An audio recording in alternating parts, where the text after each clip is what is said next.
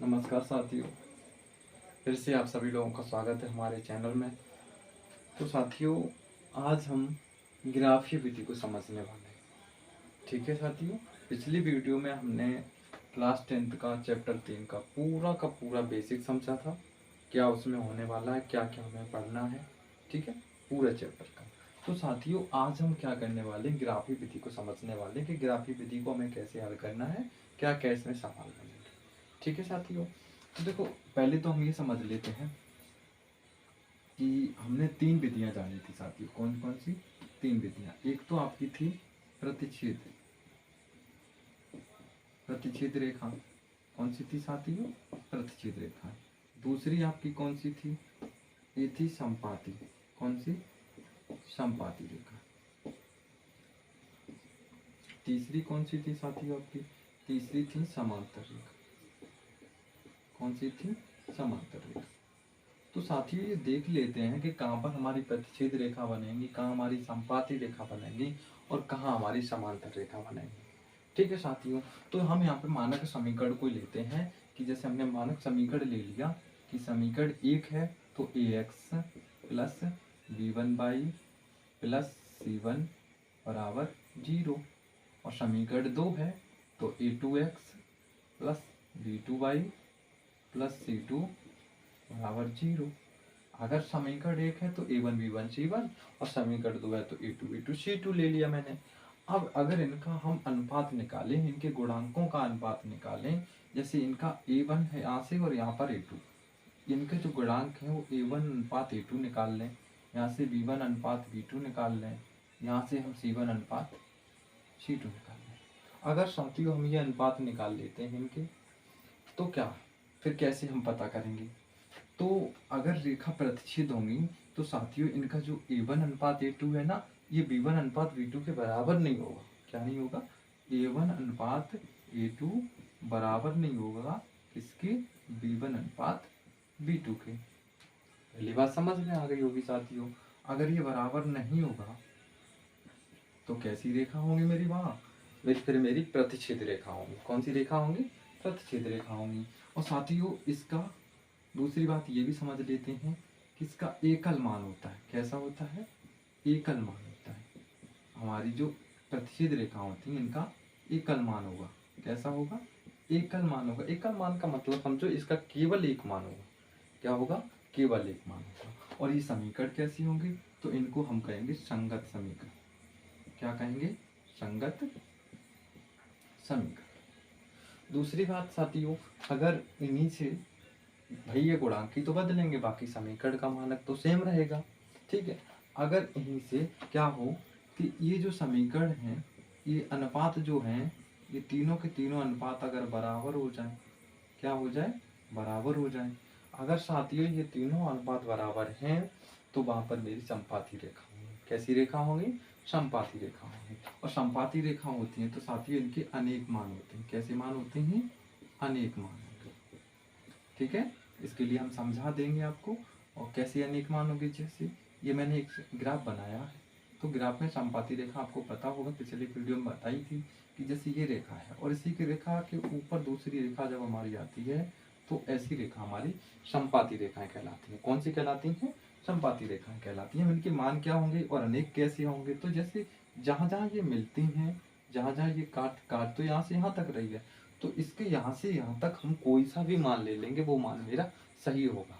आप समझ रहे हैं? तो यहाँ बिंदु मान लेते हैं तो यहाँ का यहाँ मान हो जाएगा, यहाँ मानते हैं तो यहाँ का यहाँ मान होगा। इसलिए कहते हैं कि इसका अनेक मान होगा। ठीक है, और ये समीकरण कैसे होंगे? तो इनको भी हम संगत समीकरण कहेंगे। कौन से समीकरण कहेंगे?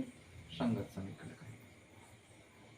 ठीक है साथियों, उसके बाद में हमारी अगर संपाती रेखा की बात करो तो समांतर रेखा की बात करो तो समांतर कैसी होंगी? तो यहाँ पर साथियों दोनों पहली दूसरी बराबर नहीं थी, इस वाले में तीनों बराबर हैं। तो इस वाले में क्या होने वाला है? तो इसमें देखो a1 अनुपात जो a2 होगा वो बराबर होगा b1 अनुपात b2 के, लेकिन c1 अनुपात c2 के बराबर नहीं होगा। आप समझ गए होंगे, यानी दो अनुपात बराबर हो लेकिन तीसरा बराबर ना हो, तब हमारे कैसी रेखा होंगी? फिर वहां पे समांतर रेखा होंगी। और समांतर रेखा होंगी साथियों तो इनका कोई मान नहीं होता है। कैसा? कोई मान नहीं होगा। इस बात को भी समझ लो, कोई मान कैसे नहीं होगा। ठीक है, जैसे ये मैंने ग्राफ बनाया, एक रेखा ऐसे निकल गई, एक रेखा ऐसे निकल गई। जब साथियों एक दूसरे को ये कहीं पे भी प्रतिच्छेद नहीं कर रही हैं, प्रतिच्छेद का मतलब एक दूसरे को कहीं पर नहीं काट रही हैं, तो इनका कोई मान नहीं होगा। ठीक है, जब ये एक दूसरे को काटती तो जिस बिंदु पर काटती उसी बिंदु से मेरे मान हो जाते। जब ये काट ही नहीं रही है साथियों तो इनका कोई मान नहीं होगा। ठीक है, तो इसलिए मैंने लिख दिया कि इनका कोई मान नहीं होगा। साथ ही ये असंगत समीकरण होंगे। जब इनका कोई मान नहीं होगा तो ये कैसे समीकरण होंगे? असंगत समीकरण होंगे। ठीक है, अब दूसरी बात, हम एक उदाहरण लेते हैं और उस उदाहरण से समझते हैं कि कौन सी। जैसे हमने समीकरण ये ले लिया 3x प्लस 2y प्लस 6 बराबर 0। दूसरा समीकरण ये ले लिया मैंने कि 6x प्लस 4y प्लस 8 बराबर 0। ये समीकरण 1 है, ये समीकरण 2 है। तो एक समीकरण से a1 b1 c1 निकलेगा और समीकरण 2 से a2 b2 c2 निकलेगा। तो साथियों हम करेंगे क्या यहाँ पर, अब यहाँ से निकाल लेते हैं। तो a1 b1 c1 ये कहाँ से निकलेंगे? समीकरण 1 से। तो समीकरण 1 से a1 कितना 3, b1 कितना 2, c1 कितना 6। ऐसे ही समीकरण 2 से हम a2 b2 c2 निकालेंगे, a2 b2 और c2। तो a2 कितना है 6, b2 कितना है 4, c2 कितना है 8।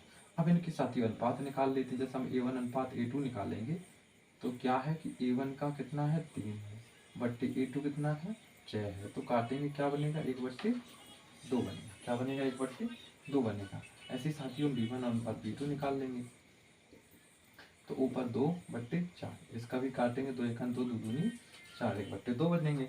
इसी तरीके से हम c1 अनुपात c2 देख लो तो क्या हो जाएगा साथियों, इसका 6/8। अगर इसको हम 2 से काट रहे हैं तो 2 की 6 और 2 चौको 8। कहने का मतलब ये है कि यहाँ पर क्या बन रहा है कि a1 अनुपात a2 जो है वो 1/2 है और b1 अनुपात b2 1/2 है। कहने का मतलब ये दोनों तो आपस में बराबर हैं, लेकिन तीसरा जो है वो 3/4 है, तीसरा बराबर नहीं है। तो ये दोनों जब आपस में बराबर है, तीसरा बराबर नहीं होगा, तो वहाँ पर रेखा मेरी कौन सी होगी? समांतर रेखा होंगी। उन दोनों समीकरण से बनने वाली रेखा कौन सी होंगी? मेरी समांतर रेखा होंगी। अगर पूछा जाए कि इनका संगत मान होगा तो इनका कोई मतलब ये कैसे समीकरण होंगे? असंगत समीकरण होगा, इसका कोई भी मान नहीं होगा। आप यहाँ से चेक करने के बाद इसमें सॉल्व नहीं कर सकते क्योंकि इसका कोई मान नहीं होता। सॉल्व हम सिर्फ प्रतिच्छेद रेखा को, संपाती रेखा को करेंगे क्योंकि इनके मान होते हैं, तो इनके मान होंगे तो उन्हें हमें निकालने की आवश्यकता होगी। ठीक है साथियों, तो उम्मीद करते हैं यहाँ से आपको ये जानकारी अच्छी लगी होगी, समझ में आई होगी। आगे इसके हम जब सवाल करेंगे तो आपको वहाँ से और भी जानकारी समझ में आने वाली है। ठीक है साथियों, अगर ये वीडियो आपको अच्छी लगी है तो लाइक करें, शेयर करें और चैनल को सब्सक्राइब करें। थैंक यू, धन्यवाद।